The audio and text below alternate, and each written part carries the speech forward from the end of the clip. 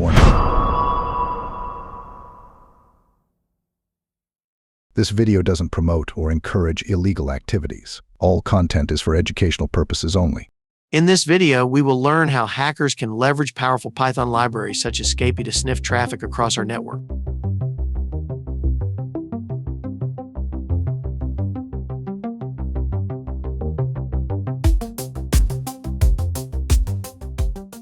Before creating our credential sniffer program, let's have a quick intro about Scapy. Let's open our terminal and run it.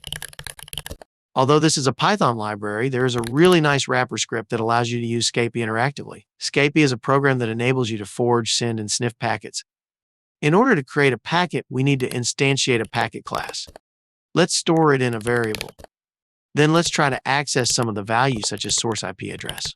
By default, this is set to localhost. We can modify it as we wish. Then once we view again the packet, we can see that IP address we set. Same thing can be done on other fields such as the time to live. Then of course we can also set the destination IP address, which is a common field to modify when sending this to a target. There are a lot more properties and fields we can manipulate inside a packet. Once a packet has been crafted or forged, an attacker typically sends this to a remote victim using various Scapy methods. But we will not go into packet forging as it is not the purpose of this video. But instead, we will focus on the packet sniffing capabilities of Scapy. With just one line, we can start sniffing packets. We will use the sniff method and pass some parameters. The first one is PRN, which accepts a function that we will apply to the packet. For now, let's just use a simple function that will display basic information about the packet. Don't worry about this as we will discuss more about this later. Next parameter is the number of packets to capture. Let's try to capture one packet. Then last is the BPF filter. This stands for Berkeley Packet Filter, which is a standard syntax expression for different packet capturing tools like Wireshark and TCP dump. If we leave this blank, this will capture all types of packet, which will be very noisy. So let's use a basic filter that will capture only ICMP packets destined to our attacker machine. Let's get the IP of Kali. To better simulate the attacks in this video, I created a virtual machine within the same subnet. This will serve as our victim machine. Let's connect to it and start pinging Kali.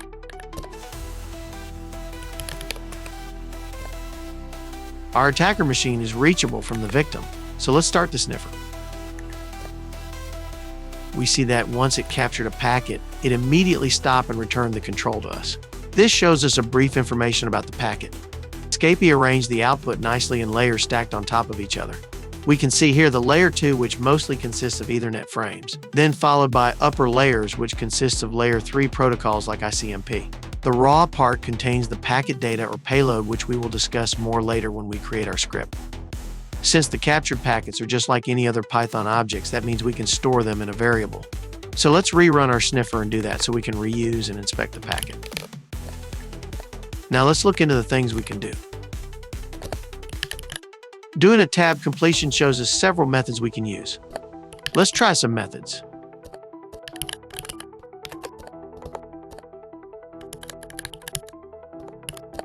They return similar output, so not too interesting at this point. Let's try hex dump. Now, this is interesting. If we are not using Scapy, we will need multiple lines of code to achieve similar output. Roughly, we will need a function for handling non-ASCII printable characters. We will need something for translating each byte's object into hex format. And of course, we also need to handle the nice formatting. So we can clearly see how powerful Scapy is as it simplifies a lot of the packet manipulations for us. One last thing I want to discuss before we create our sniffer program is the packet processing. For demonstration purposes, let's continue capturing ICMP packet. I will just leave the ping command running in the background so we can get a fresh packet always. As mentioned on the previous section, PRN accepts a function that will process our packet. In this example, we are using a lambda function. This is a small Python function which is handy to insert into different statements as it only contains a very few lines of expressions. In this case, this lambda function is a concise version of this function. It accepts a packet object and displays the different fields using show method. Later in our program, our packet processing logic will contain more code, so we will use normal Python function as it will not fit inside a lambda expression. For the next parameters, we will just reuse same settings from the previous section for simplicity. Now let's fire up this sniffer. As we see, the show method displays verbose information about the different parts of the packet, such as the layer 2 Ethernet frames. Then we also see the IP header fields like version, time to live, and IP addresses. We can also see the internals of an ICMP packet, such as the type, which is echo request. That means this packet comes from the victim. In the last part, we see the raw section, which typically contains the relevant data an attacker want to get hold of. There are a lot of information returned, but in most cases, we only want to get the relevant information we need. One example is getting the source IP addresses. To do that, we can extract the source field from layer 3 using the IP class. We can also manipulate the results and display it in any way we want, like passing it to print statement together with the destination IP address. This is just the tip of the iceberg of what we can do with Scapy. So now, let's go ahead and build our credential sniffer program. Let's put our shebang to set the interpreter we will use, which is Python 3. We will import argparse as we need to pass several command line arguments to the program. We know that we will need a packet processing function, so let's create a placeholder for it. Then let's construct the famous if name equals main statement so we can import this as a module or run as a standalone program. Let's put a placeholder for sniff method. Going back to argparse, let's initialize our parser object with a useful description.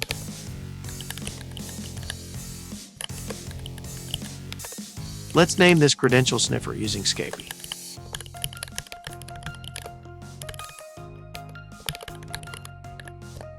Thinking of the arguments we need to use, we will need an interface to sniff on and a BPF filter. So let's add them as a required arguments. Let's add the necessary parameters for our sniff method.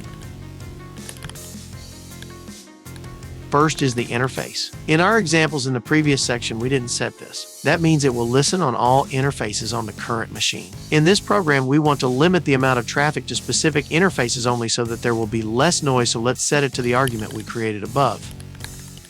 Then next is our PRN parameter, which we'll call the processing function. Do note that the function format must accept a packet object, but you don't need to pass the packet because it is implicitly passed to the function by Scapy, meaning we just need to pass a function object and Scapy will take care of passing the parameter to that function. Next parameter is the number of packets to capture. If we set this to 0, this means it will capture all packets. It has same effect as removing this parameter entirely, so let's do that to simplify the code. Last will be the BPF filter, which we will just set to the command line argument. We have a typo on our function name, so let's make sure they are the same. We haven't imported the Scapy module yet, so let's go to the top. We will import sniff as the main driver for our program, then followed by TCP, IP, and raw classes.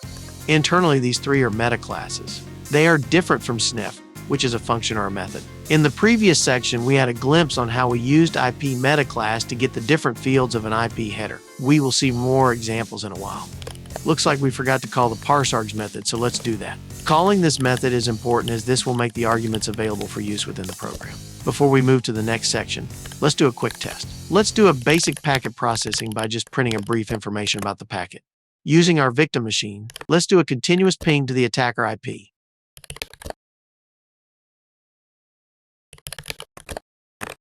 Then let's quickly see the help menu just to make sure arguments are accessible. Now let's run the sniffer on interface ETH0 and filter ICMP packets. We can see that the ping traffic is being displayed, so that means our base program is working. Last thing is, let's see what happens if the victim tries to connect to us on a TCP port. Let's rerun same command, but this time let's capture all traffic that happens via port 80. And let's do a curl from the victim. We can see that our sniffer was able to capture the SYN request, but since we don't have a web server running, we returned a reset packet to the victim. That confirms everything looks good so far as we are able to capture raw traffic. Now before everything else, let's commit this in Git so we won't lose the changes. Let's go ahead and create the necessary logic to extract and display the credentials. From the earlier section, we learned that a packet contains a raw section. This is the main interest for credential sniffer, so let's extract it from the raw class. These are in bytes, so let's convert them into strings. Now, let's think about this. What are the usual credential strings we can find in a web traffic? Username? Passwords? How about API keys? These are also type of credentials, right? So we need to think outside the box and find as much possibilities to make our program robust. That means our strategy is to loop through a list of credential or secret keywords. Then once it is present on the packet payload, we will print it. One best option of getting a list of keywords is to use a word list. Our program will open that file in read mode and store that file object in variable f. Then we will loop through each line. We will put each item inside a list and strip out new lines. Let's don't forget to create the list variable that will hold our keywords. We need to pass the word list file to the program, so let's add an argument for it. Now let's test the changes. Before running the script, we need to find a suitable word list file. I always go first with seclist as it contains a huge number of selections. Let's find something we can use. The secret keywords looks interesting, so let's use it. Sorry about the typo, let's fix it quickly. Okay, Sniffer is running now. Next is, let's fire up a web server that can be accessed by the victim to simulate the credential stealing process. And finally, let's run curl from the victim. We got another error. This is an index error, which tells us that it cannot find the raw layer. That means we can only find it on certain kinds of packets. One solution we can do is to enclose the statement inside a try block and ignore any packet that doesn't contain this layer. Let's fix the indentation before running again. Rerunning the script no longer produces an error, so we are in good position. Let's access the web server without passing any credentials. Our sniffer script didn't return anything because it didn't see any confidential data. Now, let's try to pass some post-form parameters containing username and password. The program detected it and returned the output to us. This means the sniffer program is working correctly as what we designed it to do. The output is a bit messy right now, but don't worry, we will fix that later. Let's do more tests by inserting credentials or secrets in different parts of the requests. How about if we pass a secret key as a get parameter? Program still captures it. Let's try session tokens passed via the headers. It is still detected, which is really nice. Lastly, let's try API keys on the headers, as this is also a common pattern. Still working as expected. Before committing the changes in Git, let's simplify some parts of the code. Let's convert this into list comprehension. This is a shorter syntax when creating a list based from a set of values. Doing small improvements is one of the best practices I always follow. It makes the program shorter and concise.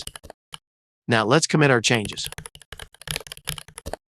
Searching credential strings within long lines of data may be difficult when there are a lot of traffic. So in this section, we will improve the output by highlighting only the interesting parts.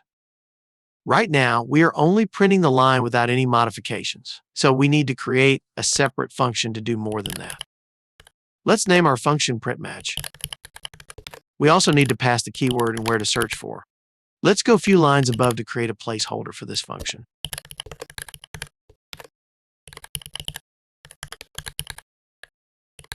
Since we will do pattern matching and highlighting, let's import two Python modules. First is the RE module for regular expression matching. Second is the Colorama module, but let's only import two items, which will help for foreground color and general styling. Going back to our function, let's put a useful header that signifies the start of line. Let's use a green highlight. There might be some false positives on the result, so let's phrase our wordings properly to set expectations. One problem here is that aside from making the current text green, it will also do the same for any text after that. So in order to prevent that, we need to reset the styling to the original values before ending this print statement. This is where we can use style from Colorama. On the next line, we will prepare our regular expression. We don't need anything fancy here, as we only need to match the pattern within the line. Let's compile it into a regular expression object so we can easily reuse later. Next is we will split the line via the matched pattern. The output will be a list containing the matched and unmatched patterns. Since that produced a list, we can loop through each of it. Then if the list item matched the pattern, we will print it, but with red highlight. And let's don't forget to reset again the styling so that not everything will be color red. If the item in the list didn't match the pattern, then we can just print it as it is without any highlight. As you see here, we reused the regular expression pattern multiple times. That's the reason why we compiled it first, so it will be cached. That will also help in optimizing performance if you need to run this on a busy network with a lot of HTTP traffic. Now let's test our changes. Let's execute again curl command from the victim machine. It still detected the secret, but there are minor issues here. Can you spot it? First, the keyword is not highlighted. Second is that some of the headers got misplaced. Let's go to our code and do some fixing. From the output a while ago, only some of the headers are not on the proper location. Each line you see is a separate pattern data pair. The issue is most likely a missing new line after each pair. To fix that, let's make sure to add a print statement after each pair item. Let's save and test again. Our fix worked, and the headers are aligned properly now. Now let's go and fix the pattern matching issue. The problem is missing a pattern. That means it has something to do about regular expressions. Since the output didn't produce a red highlight, that means it never executed this block of code. That means it was not able to match the pattern, so it went to the fallback condition of just printing the data without any modifications. So let's think about our regular expression pattern. One way to find out if our pattern is working is by simulating this inside a Python shell. Let's import RE module. Use secret as an example pattern and compile it into a regular expression object. Let's initialize an example data containing a secret URL. Get the splitted list containing the matched and unmatched pattern. Now let's see what will this produce. From the output, we don't see the secret keyword. That explains why the loop didn't match anything. Looking at the docs for RE module, we see that the split function requires enclosing the pattern to display the match together with the unmatched strings. Let's try to add it and verify the result.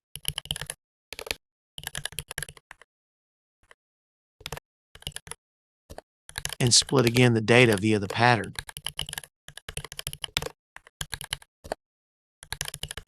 Output is now correct.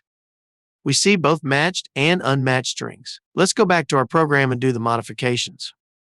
Easy way is to use string concatenation to add the opening and closing parentheses. Let's now save and try again.